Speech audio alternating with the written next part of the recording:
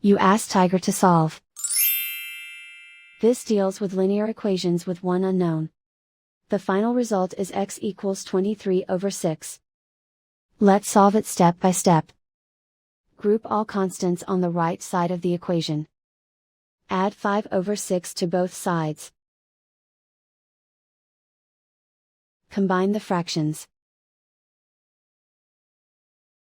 Combine the numerators.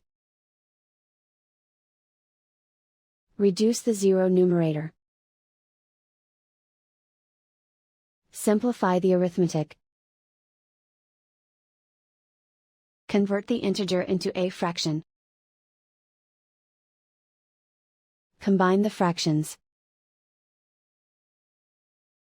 Combine the numerators.